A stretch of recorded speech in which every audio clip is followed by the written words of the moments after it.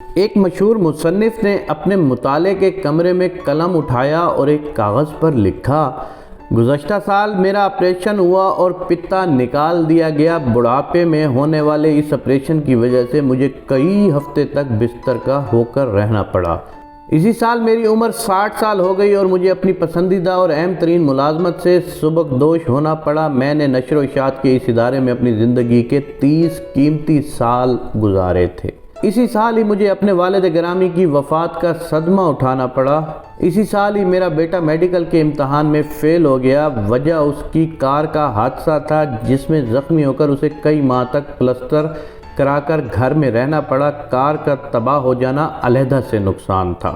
صفحے کے نیچے اس نے لکھا، یہ کیا ہی برا سال تھا۔ مصنف کی بیوی کمرے میں داخل ہوئی تو دیکھا کہ اس کا خاوند غمزدہ چہرے کے ساتھ خاموش بیٹھا خلاؤں میں گھور رہا ہے۔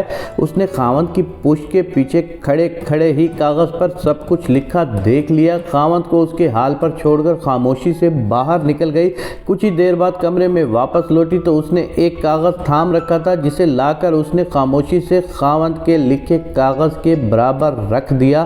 خاوند نے کاغذ دیکھا تو اس پر لکھا تھا، گزشتہ سال میں آخرکار مجھے اپنے پتے کے درد سے نجات مل گئی جس سے میں سالوں کرب میں مبتلا رہا۔ میں اپنی پوری صحت مندی اور سلامتی کے ساتھ 60 سال کا ہو گیا۔ سالوں کی ریاضت کے بعد مجھے اپنی ملازمت سے ریٹائرمنٹ ملی ہے تو میں مکمل یکسوئی اور راحت کے ساتھ اپنا وقت کچھ بہتر لکھنے کے لیے استعمال کر سکوں گا۔ اسی سال ہی میرے والد صاحب 85 سال کی عمر میں بغیر کسی پر بوجھ بنے اور بغیر کسی بڑی تکلیف اور درد کے آرام کے ساتھ اپنے خالق حقیقی سے جا ملے۔ اسی سال اللہ تعالیٰ نے میرے بیٹے کو ایک نئی زندگی عطا فرمائی اور ایسے حادثے میں جس میں فولادی کار تباہ ہو گئی مگر میرا بیٹا کسی معذوری سے بچ کر زندہ و سلامت رہ گیا۔ آخر میں مصنف کی بیوی نے یہ فقرہ لکھ کر تحریر مکمل کی تھی کہ واہ، ایک ایسا سال جسے اللہ نے رحمت بنا کر بھیجا اور بخیر و خوبی گزارا۔ ملاحظہ کیجئے، بالکل وہی حوادثات اور بالکل وہی احوال لیکن ایک مختلف نقطہ نظر سے۔ بالکل اسی طرح اگر جو کچھ گزرا ہے اسے اس نقطہ نظر سے دیکھا جائے جو اس کے برعکس ہوتا ہے، ہم اللہ تعالیٰ کی نعمتوں پر شاکر بن جائیں گے۔ اگر ہم بظاہر کچھ کھو بیٹھے ہیں اسے مثبت زاویے سے دیکھیں تو ہمیں جو کچھ عطا ہوا ہے وہ بہتر نظر آنا شروع ہو جائے گا۔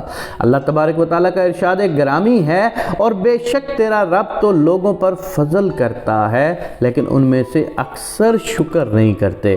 میری اس ویڈیو کو بنانا اور صرف آپ کا کام سننا نہیں ہے بلکہ اس ویڈیو کو اوروں تک بھی پہنچانا ہے تاکہ وہ تمام لوگ اس میں شریک ہو جائیں۔ یہ ویڈیو ایک صدقہ جاریہ ہے، اس میں بمشکل آپ کا صرف ایک لمحہ صرف ہوگا لیکن ہو سکتا ہے اس ایک لمحے کی اٹھائی ہوئی تکلیف سے آپ کی شیئر کردہ ویڈیو ہزاروں لوگوں کے لیے سبق آموز ثابت ہو سکتی ہے، کیونکہ آج کی اس سوسائٹی میں ہم نے نیگیٹو سوچنا زیادہ شروع کر دیا ہے، لیکن اگر ہم اسی بات کو دوسرے اینگل سے سوچیں تو بے پناہ اسی میں ہمارے لیے سبق چھپے ہوئے ہوتے ہیں۔ اللہ کریم ہمیں شکر کرنے والا بنائے، شکوہ کرنے والوں سے محفوظ فرمائے، آمین یا رب العالمین۔